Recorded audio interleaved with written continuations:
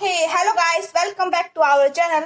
देखिए गाइस, हमने part 1 already upload कर दी है। अगर आपने पार्ट 1 नहीं देखा है तो मेरी हाईली रिकमेंडेड होगा कि आपको पार्ट 1 देखना चाहिए। जैसे ही आप पार्ट 1 देखते हैं तभी आप पार्ट 2 के लिए एलिजिबल होंगे। आपको समझ में नहीं आएगा ना फिर क्या बताया गया था हमें नहीं पहले वीडियो में, ठीक है। बेसिकली हम या अज्यूम करते हैं कि आपने वो वीडियो देख ली होगी। उसी के बाद में हम जो है इस वीडियो को फर्दर आगे करेंगे, ठीक है।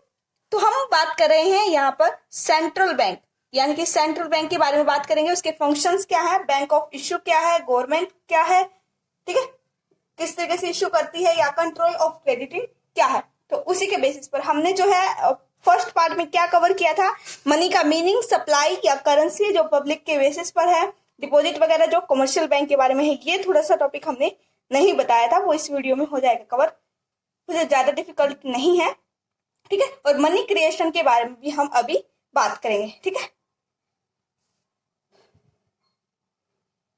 देखिए गाइस, इस पेज पे थे हम। यहाँ पर हमने बताया था बैंक्स दो प्रकार के हैं। पहला आपका कमर्शियल बैंक है, सेकेंडली आपका सेंट्रल बैंक है जो बेसिकली आरबीआई है। कमर्शियल बैंक में हमने बताया था, आपको फंक्शंस बता दिए थे क्या होते हैं। तो ज्यादा डिटेल में ना जाते हुए वीडियो को आगे स्टार्ट करते हैं। चलिए गाइस, नेक्स्ट पेज अपना करें।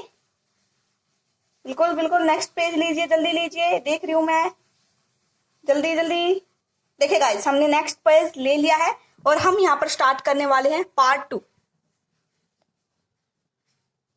ये है आपका वीडियो का पार्ट 2, ठीक है।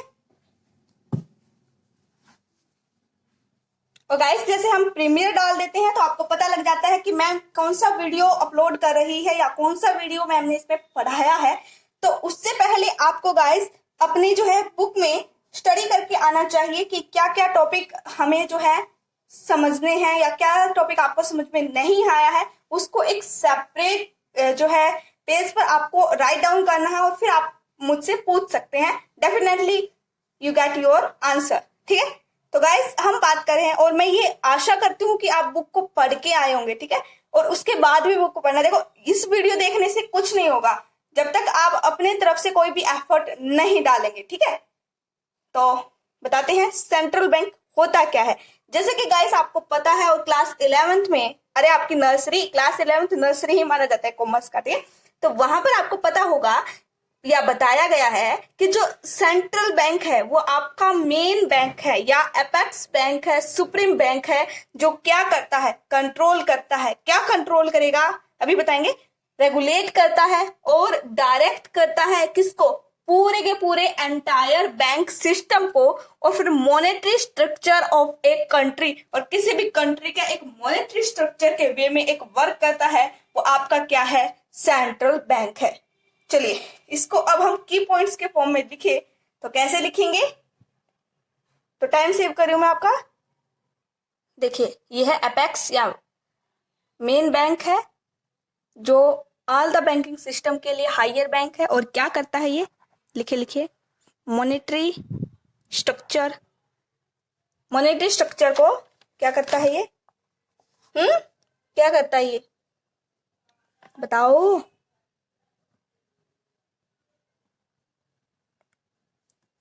ठीक है, ये यहाँ पर आर है, कभी आप स्पेलिंग मिस्टेक कर दो, और राइट डाउन साथ के साथ करते रहो, ठीक है। मॉनेटरी स्ट्रक्चर को भी देखता है ये किसका, पूरी कंट्री का,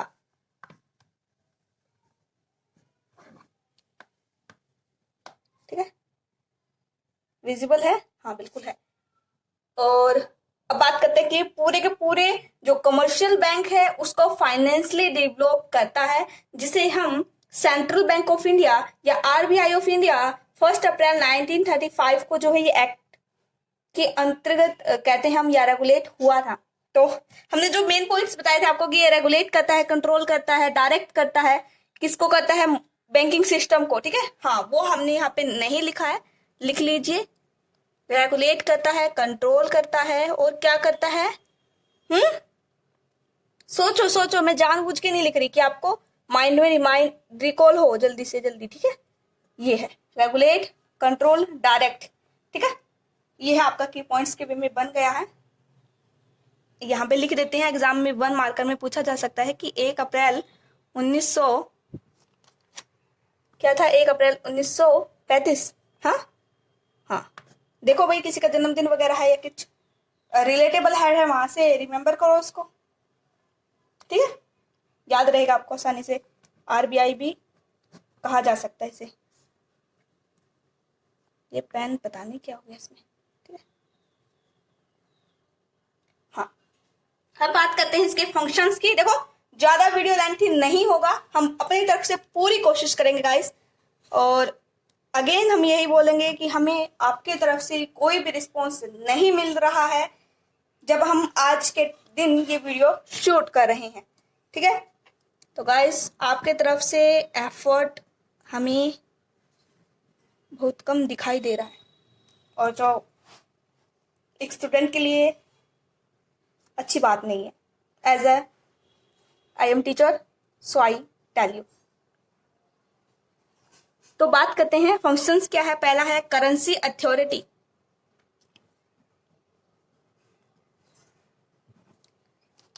ठीक है। सेकंड पॉइंट क्या है यहाँ पर, आप बोलोगे मैम हमारा एग्जाम जो है डिस्क्रिप्टिव वे में तो है नहीं। डिस्क्रिप्टिव वे क्या होता है, अरे पेपर को जब आप ऑफलाइन वे में लिख के आते हो 2 से 2.5 घंटे या 3 घंटे, वैसे 2.5 घंटे का तो नहीं होता कोई भी एग्जाम, 3 घंटे मैक्सिमम है, ठीक है।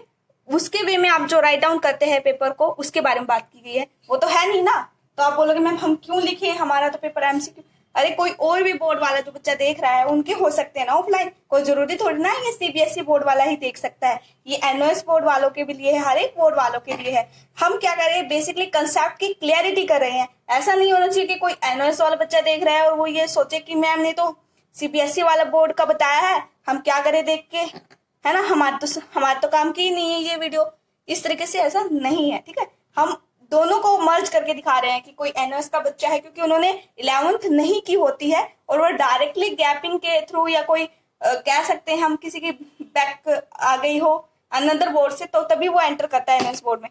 तो ऐसा नहीं है भाई, सभी के लिए है, और जितना हो सके अपने फ्रेंड्स को रिकमेंड कीजिए, ठीक है। करेंसी अथॉरिटी, करेंसी अथॉरिटी क्या होती है, एक इश्यूइंग अथॉरिटी है किसी भी कंट्री का जो बेसिकली करेंसी नोट्स के वे में बोलते हैं, ठीक है। करेंसी नोट्स जो इशिंग पेपर बोलेंगे, एक्सेप्ट 1 रुपी नोट और coins with the ministry of finance, किसके द्वारा किया जाता है ये, हाँ लिखो लिखो लिखो लिखो, ये करेंसी अथॉरिटी आपको पता ही है कि है, तो यहां पर लिखेंगे एक्सेप्ट, एक्सेप्ट यानी कि के सिवाय, सिवाय या अलावा, ठीक है। क्योंकि बहुत से बच्चे ऐसे हैं जिसको इंग्लिश में प्रॉब्लम होती है, वो हमें बाद में ये ना कहे कि मैम आपने तो सारा वीडियो इंग्लिश के वे में रिकॉर्ड किया। अरे हम हिंदी भी बोल रहे हैं साथ के साथ, ऐसा नहीं है कि हम हिंदी या इंग्लिश को है रिकॉर्ड नहीं कर सकते, इसीलिए मर्ज किया है हमने कि हिंदी और इंग्लिश दोनों देख सके, ठीक है। एंड कॉइन्स, ये कौन करता है, ये बेसिकली यहां लिख दें, आपका करता है मिनिस्ट्री ऑफ फाइनेंस, ठीक है, विजिबल है बिल्कुल। तो सेकंड पॉइंट को यहां से हम कट डाउन कर रहे हैं क्लैरिटी के लिए, ठीक है। सेकंड पॉइंट है आपका, हाँ एडवांटेज ये है कि नोट सर्कुलेशन होगा, कंट्रोल हो सकता है क्रेडिट का, और पब्लिक का फेथ बना रह सकता है। और आप बोल सकते हैं एक वे में कि गवर्नमेंट अथोराइज करता है, किसके वे में हम ब्रो जो है कर सकते हैं, मनी को बोरो कर सकते हैं, ठीक है। और नई करेंसी भी इशू हो सकती है, सेंट्रल बैंक करता है, जिसे मॉनिटरिंग द गवर्नमेंट डेप्ट या डिफिसिट फाइनेंस बोलते हैं। चलो लिख देते हैं, डिफिसिट फाइनेंस क्या है, डिफिसिट फाइनेंस, ठीक है। ये एक पॉइंट है, हमें पता लगेगा कि आप कितना वीडियो फोकस से देखते हैं। इसके बारे में ये क्या होता है हमें कमेंट सेक्शन में बताइएगा, ठीक है। अभी एक बार और दोबारा क्लियर कर देते हैं अगर किसी को नहीं समझ में आया है कि when a central bank acquire these security they issue a new currency. जब कोई भी सेंट्रल बैंक है वो एक्वायर करती है अपनी सिक्योरिटी, आप बोलोगे मैम ये तो आपने अलग लाइन बोल दी, अरे इससे पहले बोला था कि government is also authorise to borrow money from central bank, ठीक है। And the government face deficit in their budget, जो गवर्नमेंट अपने बजट में डिफिसिट को शो करती है या फेस करती है, और फिर वो अपनी सिक्योरिटी को सेल कर देती है। जब वो सिक्योरिटी को सेल कर देती है तो वो एक न्यू करेंसी इश्यू कर देती है, जिसे हम मोनेटाइजिंग द गवर्नमेंट डेब्ट या डिफिसिट फाइनेंसिंग के नाम से जानते हैं। ठीक है, बिल्कुल क्लियर हो गया होगा आपके माइंड में। ठीक है, अब है सेकंड पॉइंट है, वीडियो ज्यादा लेंथी ना हो। Banker to the government. ठीक है, बैंकर टू गवर्नमेंट क्या है? आरबीआई एक सेंट्रल बैंक है जो ऑल स्टेट्स गवर्नमेंट के लिए है, और यहाँ पर जम्मू कश्मीर को जो है इंक्लूड नहीं किया गया है। और banker it does all the functions of bank, जो है कॉमर्शियल फंक्शन है जो भी किसी पर्टिकुलर बैंक के, उन सभी फंक्शंस को ये फॉलो करता है। ठीक है, फिर गाइस हम बात करते हैं तीसरे पॉइंट की, जो है आपका बैंकर्स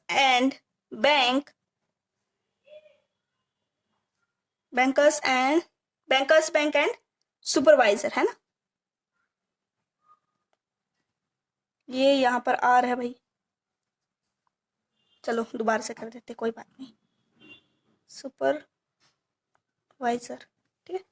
हाँ बोलो मैम, पता नहीं, अरे थोड़ा सा टाइम बचाने के चक्कर में कर रहे थे हम स्पीड में, कोई बात नहीं। ठीक है, क्या है ये? आरबीआई जो है एक ऑल जो है बैंकर्स के वे में कॉमर्शियल बैंक्स के लिए, अनदर कॉमर्शियल बैंक्स के लिए वर्क करता है, क्योंकि ये मेन बैंक है। ये रिलेशनशिप मेंटेन रखता है। हाँ लिखो, किसके बीच में रिलेशनशिप मेंटेन करेगा? इतनी देर में किसके लिए बात कर रहे हैं भाई? किसके साथ में बात कर रहे हैं? आपने अब तक पढ़ा क्या है? कॉमर्शियल बैंक है और कौन सा है? आरबीआई है। ठीक है, आप लिख सकते हैं आरबीआई या central bank.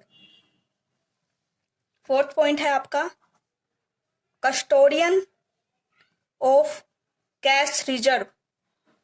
Custodian of cash reserve, जिसे आप किस नाम से हाँ यहाँ लिखो लिखो लिखो, कुछ प्रपोर्शन होता है, जो प्रपोर्शन है आपका, ठीक है, किस वे में है? डिपॉजिट के वे में। जो आपके बैंक है वो कुछ, जो भी आपने डिपॉजिट किया उसका कुछ प्रोपोर्शन जो है अपने पास रख लेते हैं, जिसे आप कैश रिजर्व रेशो,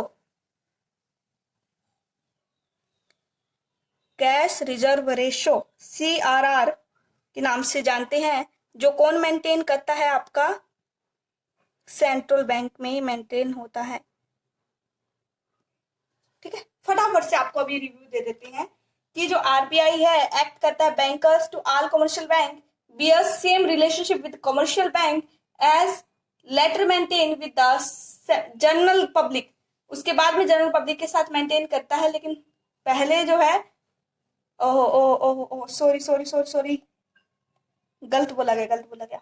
देखो दोबारा से बताते हैं हम कि क्या करता है ये। Commercial has to keep some proportion of their deposit with central bank, यानी कि CRR, in order to maintain their account in central bank, कि सेंट्रल बैंक में अपने अकाउंट को मेंटेन करने के लिए जो भी कुछ प्रोपोर्शन रखता है कौन? हमारे डिपॉजिट से बैंक, उसे हम जो है कस्टोडियन ऑफ कैश रिजर्व के नाम से जानते हैं। ठीक है, अब नेक्स्ट पेज लिए गाइस, जल्दी जल्दी जल्दी। हाँ तुम्ही से बात कर रही हूँ, तुम्ही से जल्दी जल्दी। देखो हमने ले लिया है ना।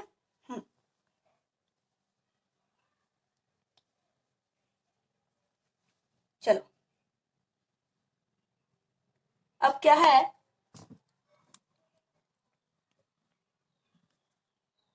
कंट्रोल, आपको ये पता है ना कि क्लियरिंग हाउस का भी काम करता है ये, फॉरेन एक्सचेंज रिजर्व के रूप में भी काम करता है, कि रिस्पॉन्सिबिलिटी वगैरह जो है। ठीक है, हाँ हमने वो पॉइंट नहीं बताया है, लेकिन अब बता दिया है आपको। कुछ इसमें ज्यादा इतना डेप्थ में जाने की जरूरत नहीं है। अब है controller of money supply and credit, क्योंकि ये आपका एक टॉपिक है और ये दिया हुआ है सिलेबस में। ठीक है,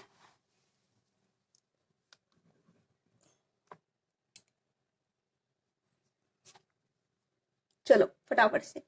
क्या है? Credit control refer to increase or decrease the credit money. लिखो, कोई भी क्रेडिट कंट्रोल होता है वो किसको रेफर करता है? Increase or decrease credit. ठीक है, शॉर्ट फॉर्म में क्रेडिट मनी को। हाँ बोलो मैम, आप तो बहुत ही ज्यादा शॉर्टकट यूज कर रहे हो ना, ऐसा नहीं है। ठीक है, किसी भी इकोनॉमी में RBI control the credit activity of the commercial bank. हाँ लिखो, जो आरबीआई है वो कंट्रोल करता है, क्या कंट्रोल करेगा आपका? हाँ क्या कंट्रोल करेगा भाई? बीच में वीडियो भी पॉज हो जाती है, पता नहीं क्या होता है। क्रेडिट एक्टिविटीज किसकी? कमर्शियल बैंक की।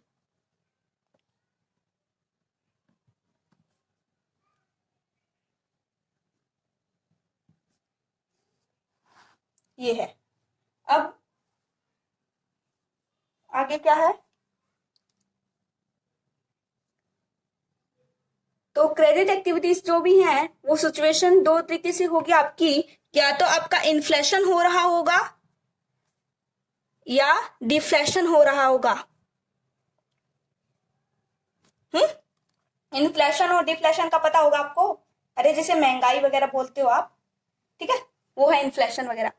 अब है दो तरीके से है, एक तो आपका क्वांटिटेटिव है, दूसरा है क्वालिटेटिव है। हाँ मेन पॉइंट एग्जाम में क्या आता है, आपको पूछा जाता है कि जो कमर्शियल बैंक है उसके मेथड्स बता दिए, और बच्चे जो हैं कंफ्यूज हो जाते हैं इसी क्वेश्चन को लेकर। वो सोचते हैं कि मेथड्स में क्या होगा, क्या होगा मेथड्स में? क्वांटिटेटिव है, क्वालिटेटिव है, इसको मेथड्स बता देते हैं। बताओ, जबकि ये टाइप्स हैं। तो बहुत ही ध्यान से आपको जो है वीडियो को कवर करने की जरूरत है, कि ऐसा ना हो कि एग्जाम में कहीं पर भी आप अटको। ठीक है, बोल दिया है हमने, आरबीआई है, टू टाइप्स है। मेथड्स इसके क्या है? आप बोलोगे मैम आपने हमें मेथड्स नहीं बताया। बताए ना। अच्छा नहीं कवर हुए? अरे अभी बता देंगे। ठीक है, यही है क्रेडिट क्रिएशन वगैरह। एक है क्वांटिटेटिव, दूसरा है क्वालिटेटिव। ठीक है, क्वांटिटेटिव और क्वालिटेटिव दो हैं। क्वांटिटेटिव में जो टोटल वैल्यूम ऑफ क्रेडिट किसी भी इकोनॉमी में क्या है ये बताती है कि इंक्रीज हो रही है या डिक्रीज हो रही है आपकी क्रेडिट किसी भी इकोनॉमी में, वो आपकी क्वांटिटेटिव बताता है। ठीक है, देखिए कि इंक्रीज हो रहा है या डिक्रीज हो रहा है, क्या हो रहा है? क्रेडिट। ठीक है, कहां पर? इकोनॉमी में जो भी क्रेडिट का अमाउंट है, क्रेडिट अमाउंट है जो फिलहाल अवेलेबल होता है किसी भी इकोनॉमी में, उसकी बात की गई है, उसे आप क्या बोलेंगे? क्वांटिटेटिव। अब क्वालिटेटिव की बात, तो इसके भी कुछ मेथड्स हैं क्वांटिटेटिव के, बताएं क्या? ये पहले ये बताए क्वालिटेटिव क्या? चलो पहले ये बता देते क्वालिटेटिव क्या है। जो बेसिकली आपके डायरेक्शन ऑफ क्रेडिट में रेगुलेट होता है।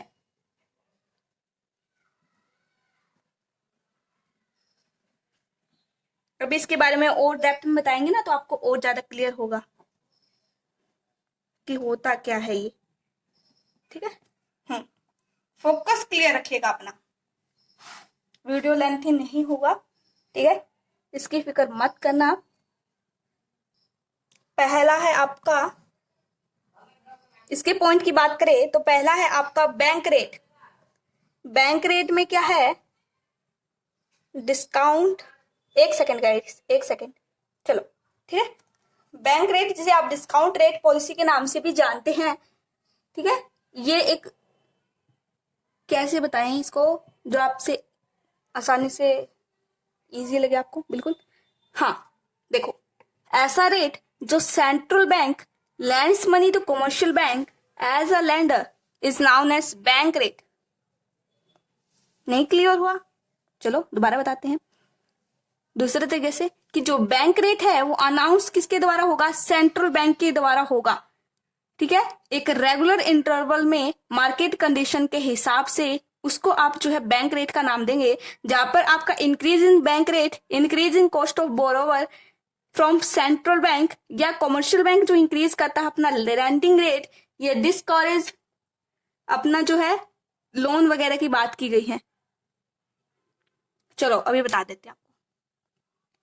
और हमने बताया था कि किसको डिक्रीज करता है और डिस्करेज करता है, आपके बोरोवर को, ठीक है, जो भी बोरोवर है उनको, कि भी वो लोन जो ले रहे हैं।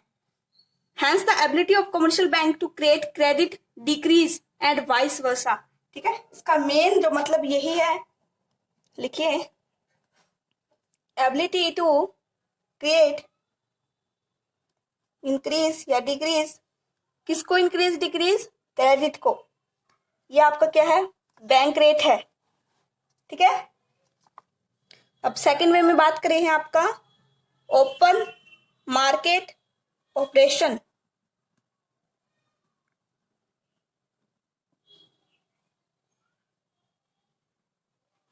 क्या रेफर करेगा ये आपका, बाइंग करना है या सेलिंग, किसको, सिक्योरिटी को। कुछ सिक्योरिटीज होती हैं उसको जो बाइंग सेलिंग किया जाता है उसको रेफर करता है, उसे ओपन मार्केट ऑपरेशन बोला जाता है। यानी कि किसके द्वारा, सेंट्रल बैंक, ठीक है, और किससे, जनरल पब्लिक से या कमर्शियल बैंक से, ठीक है। जैसे कि ट्रेजरी बिल है आपका, एग्जांपल लिखो,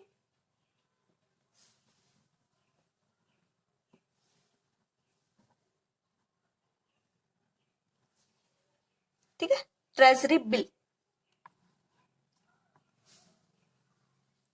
और इससे क्या होता है, जो ये है अपना रिड्यूस कर देते हैं रिजर्व को, और बैंक की एबिलिटी ज्यादा हो जाती है क्रेडिट को क्रिएट करने की, या डिक्रीज होता है मनी सप्लाई, ठीक है। इससे क्या होगा, और क्या होता है, इससे डिक्रीज होता है मनी सप्लाई किसी भी इकोनॉमी में,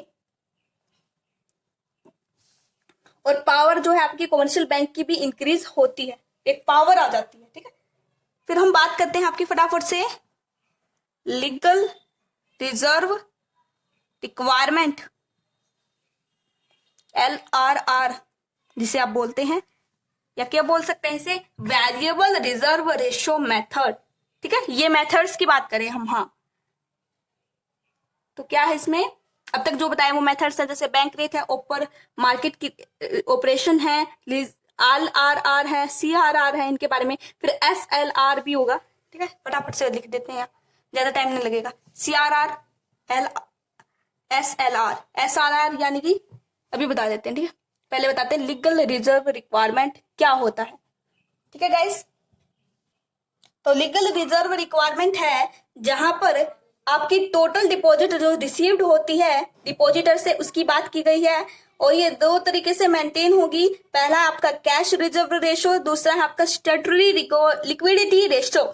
जो कैश रिजर्व रेशो है वो आपका नेट डिमांड और टाइम लिमिटेशन को ध्यान में रखते हुए एक मिनिमम परसेंटेज को रेफर करता है। यहां लिख सकते हैं आप कि एक मिनिमम परसेंटेज होगा जो किसको रेफर करता है, किसको जो है ध्यान में रख के करता है, आपका नेट डिमांड है और आपका जो है टाइम लाइबिलिटीज है, ठीक है, उसकी बात की गई है, वो है आपका CRR।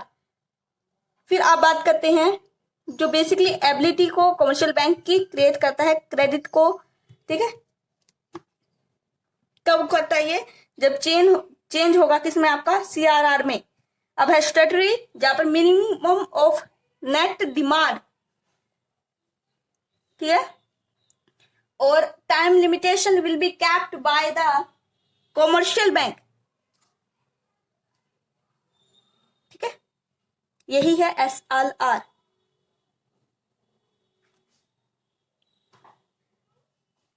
किससे होता है, सेम ही है बिल्कुल डेफिनेशन, बस इसमें एक चीज ध्यान रखनी है आपको, इसमें बैंक विद देमसेल्फ। कौन से बैंक, कमर्शियल्स बैंक, ठीक है। और क्या बता सकते हैं हम इसके बारे में आपको, कि ये लिक्विड एसेट्स को शो करता है कि पावर कितनी है आपके बैंक के पास पर्टिकुलरली, और सेल करता है गवर्नमेंट सिक्योरिटी को जब चेंज हो जाता है आपका SLR, और एबिलिटी को रिड्यूस करता है बैंक्स की जिससे कि वो क्रेडिट को दे सके, ठीक है। एक प्रॉपर वे में अभी आपको एक हम दिखाते हैं कि क्या क्या होता है ये। देखिए गाइस, नेक्स्ट पेज लीजिए, बिल्कुल बिल्कुल लीजिए।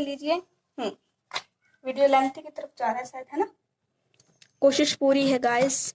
अब लिखिए लीगल रिजर्व रेशो, क्या बोलेंगे आप इसे, LRR, ठीक है। अब फिर 2 पॉइंट्स हैं।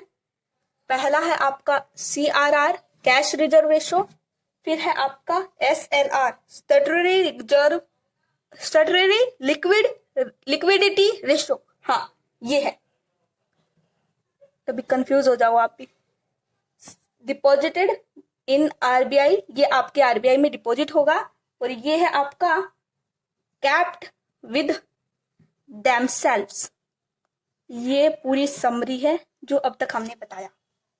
अरे ऐसा नहीं है, यानी कि इस मेथड का, ठीक है। हाँ, अब सेकंड, अब किसकी बात करनी रह गई? क्वांटिटेटिव बताया ना, क्वालिटेटिव।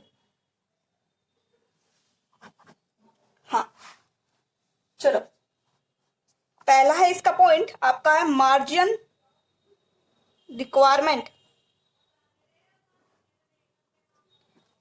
रिक्वायरमेंट।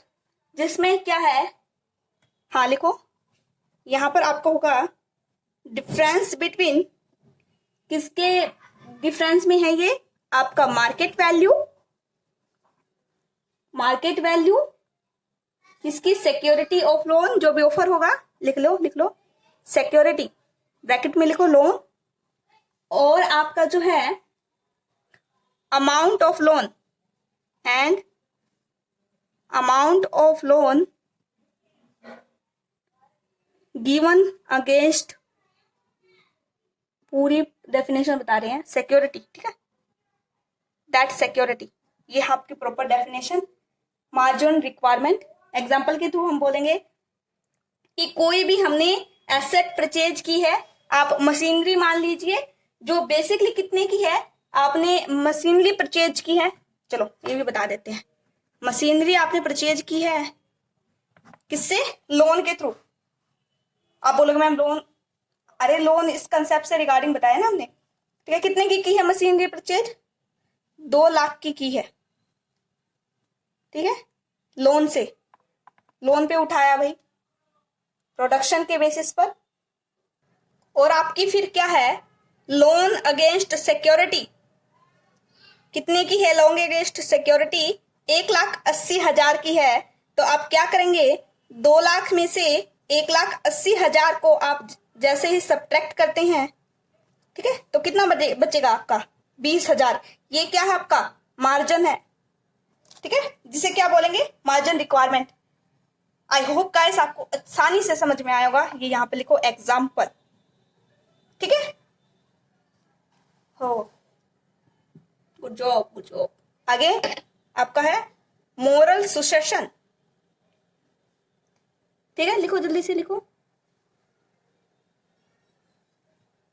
अब ये क्या होता है,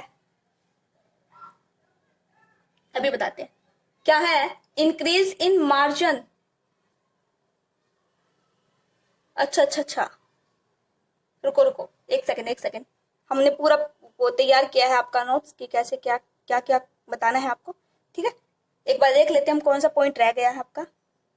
हाँ बोलो, तो यहां पर है combination of precision and pressure the central bank apply on other bank in order to get the act according to policy if central bank, कि कोई भी जो सेंट्रल बैंक है अगर उसकी कोई पॉलिसी है तो उसके रिगार्डिंग कोई भी जो कॉम्बिनेशन है प्रोसेशन का या प्रेशर जो सेंट्रल बैंक अप्लाई करता है। तो बेसिकली आपको यही ध्यान रखना है कि कोई कॉम्बिनेशन की बात की गई होगी जहां पर आपका जो है आपका सेंट्रल बैंक की बात की गई है, जो पब्लिक पॉलिसीज में उसके अकॉर्डिंग कोई भी चेंज हुआ है अदर बैंक के बेसिस पर, ठीक है, उसे मोरल सुसेशन बोलेंगे,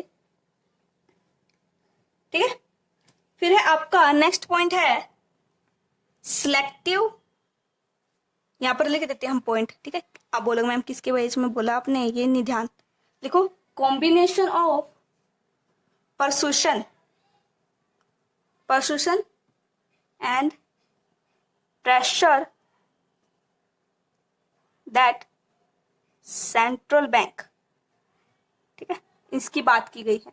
फिर है सिलेक्टिव क्रेडिट कंट्रोल, इसमें क्या है, इसमें जो डायरेक्शन है आरबीआई देता है अनदर बैंक को जिससे कि उसे कितना क्रेडिट देना है या कितना नहीं देना है किसी भी पर्टिकुलर सेक्टर को, उसकी बात की गई है। ठीक है, तो गाइस यहाँ पर आपका ये टॉपिक थोड़ा सा कवर होता है। एक टॉपिक रह गया, अभी फटाफट उसको कवर करेंगे हम। माइंड में रिकॉल दिला देते हैं कि आपका रेपो रेट और रिवर्स रेपो रेट होता क्या है, क्योंकि ये पूछा जा सकता है एग्जाम में। ठीक है, क्या हम यहाँ पर एक फिगर बनाए आपके लिए आसानी से समझ में आए? रुको रुको अभी शो कर देंगे।